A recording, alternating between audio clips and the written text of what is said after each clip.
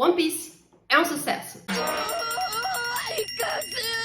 Oi, meu nome é Débora, sou mais conhecida aqui e nas minhas redes vizinhas como Deb Escreve. Eu sou leitora, escritora e cinéfila de plantão, e eu tô mais feliz do que Bug em dia de circo. Mas eu tenho certeza que muita gente deve estar se perguntando, afinal de contas, por que One Piece está fazendo tanto sucesso? Será que é só o marketing? De fato, o marketing foi excelente. Nível Barbie. A Netflix foi perfeita. Eles já têm até crossover mais bizarro do que o nariz do Arlong. Ô filha, vim aqui só pra te ver! Só pra vocês terem ideia, One Piece já ultrapassou Vandinha em números de países onde ele tá no top 1. Outra coisa, vai uma estatística muito importante. A minha mãe já quer assistir também. E eu acabo de perceber que é a segunda vez que eu falo da minha mãe nesse YouTube, né? Beijo, mãe.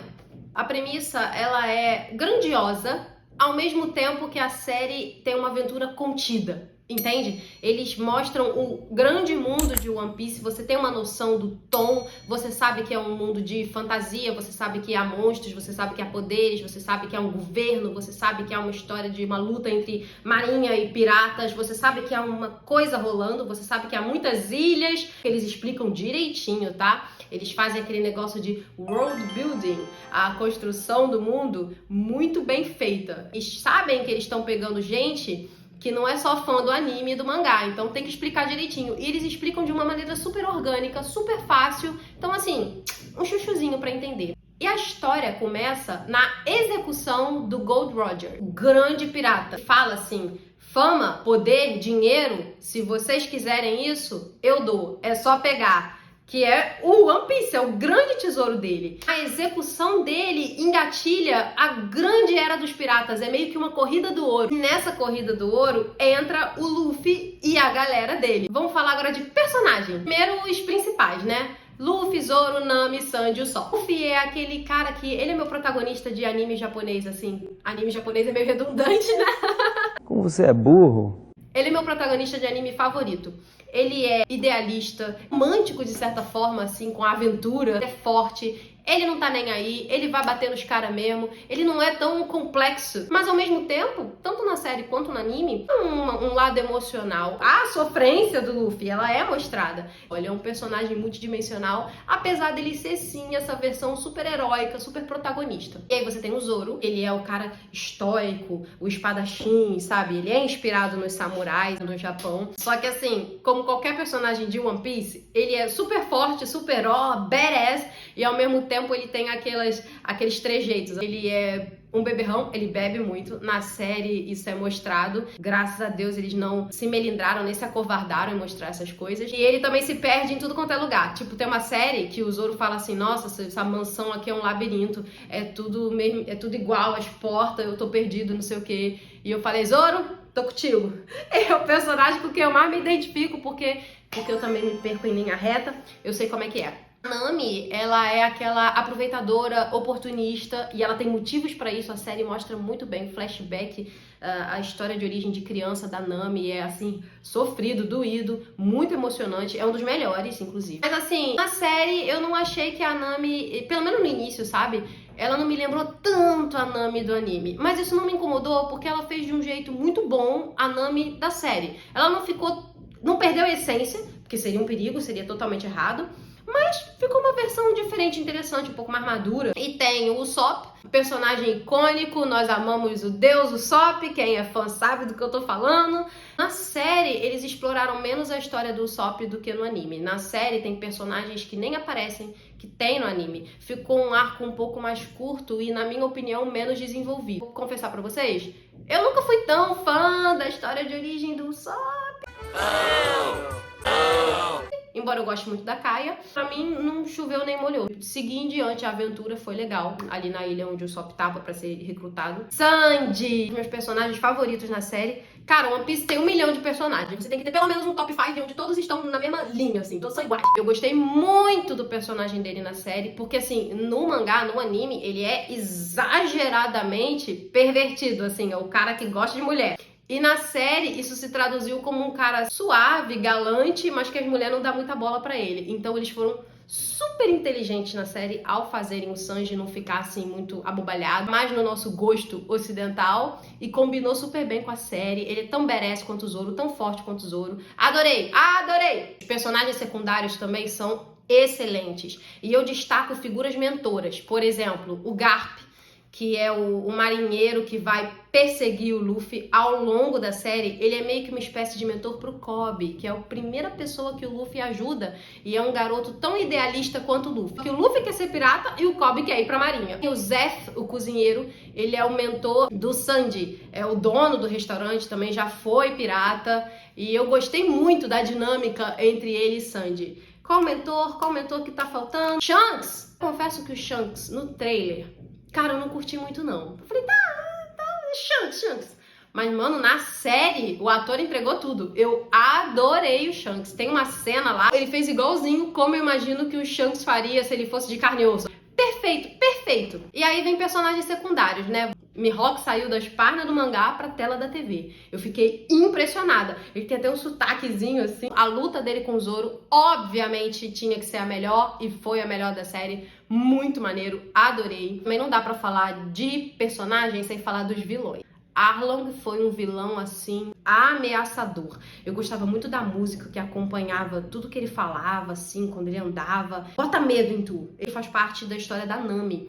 Então isso tornou a história da Nami muito poderosa. Sem o Arlong não seria, obviamente, a mesma coisa. O vilão da história do Usopp, que foi o Kuro, que muito bem feito. Caramba, saiu também das páginas pra tela. Só que mais, assim, caracterização do que o personagem em si. Porque, como eu disse, a história do Usopp não foi tão bem trabalhada quanto as outras. Então, o Kuro pra mim também não choveu nem molhou muito, não. Agora eu guardei o melhor pro final. Bug palhaço. Gente, que bug perfeito! Eu nem gostava muito do bug em One Piece lá no início. Depois eu comecei a amar. Mano, na série, eu gostei na primeira cena. Que ator foi esse? Sabe aquela pessoa que rouba a cena na série? Bug. Bug tem que estar em todos os lugares. Uma espécie de Deadpool, assim. Claro que ele não quebra a quarta parede, mas ele comenta as paradas, ele é sarcástico, ele é ácido, ele é palhação mesmo. E ele é mau. Ele é terrível, ele mete medo, ele faz umas coisas que não tem no anime, não tem no mangá, e eles colocaram na série pra dar aquele ar de Joker, de Coringa, sabe? De psicopata, e mano, deu certo, ficou assim, bem Circo dos Horrores. Um dos meus episódios favoritos foi o episódio do Bug, pode acreditar. Outro ponto que eu acho louvável na série é que eles abraçaram a parte ridícula. Por exemplo, os dendemushis, que são os telefones pelos quais a galera se comunica. Não é bem um telefone, né? Não é bem um iPhone, é umas lesminhas, entendeu? Botam um fone de lesminha, discam um número lá que tem uma lesminha, e a lesminha se parece com quem tá falando. É demais. E eles não se melindraram, não se acovardaram. Eles não tentaram trazer a realidade do nosso mundo para One Piece. Eles tentaram construir um mundo realista na premissa de One Piece. E isso foi fenomenal. Deve ter sido uber difícil de fazer essa parada. Eles não fogem às coisas assim absurdas que tem na série. Tudo eles incluem, o mundo é bizarro mesmo, e você abraça assim porque é uma aventura como há muito tempo eu não vejo nem no cinema, nem na televisão. Piratas do Caribe que se cuide. Beleza, vamos falar de ambientação, né? Valor de produção, as roupas, os sets. Lembra que eu falei que os sets, eles são todos assim analógicos, não tem tanta computação gráfica assim, embora tenha umas computações gráficas precisas e maravilhosas. Vou dar como exemplo o Rei dos Mares, que é o bicho que ataca o Luffy lá na história dele quando ele é criança. Isso acontece. Mano do céu! No mangá e no anime, o Rei dos Mares é uma lesminha comparada com o que apareceu na série. Aquele bicho tomou muito whey, cara. Tá muito bizarro, tá muito amedrontador. Olha esse Rei dos Mares do anime e olha esse Rei dos Mares da série. Você se apaixonou pelo suco, não é mesmo? Tem uma coisinha no discurso do Arlong, é tipo um detalhe. Tá rolando uma música, tal, e ele tá falando, e de repente, cara, rola uns cortes esquisitos, a cabeça dele começa a ficar assim, sabe? E eu achei meio estranho. O Arlong tava meio que, sabe? Fora isso, cara, não tenho muito do que reclamar, não. Os fãs, será que os fãs reclamaram?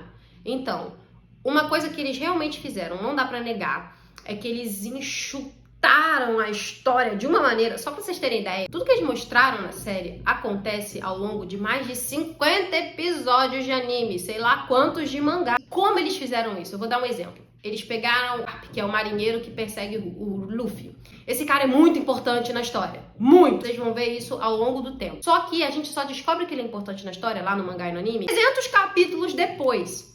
Não! E ele se tornou importante agora, na primeira temporada. Ele se tornou tão importante que eu fiquei com medo de estarem usando ele pra fazer as vezes de outro personagem. Só que aí, no fim da primeira temporada, esse outro personagem apareceu e eu fiquei... Ele demorou! Não cagaram com a história, sabe? Mas, de fato, eles deram mais importância pro Garp antes da hora. Foi isso que aconteceu. Fizeram isso com vários pontinhos da história.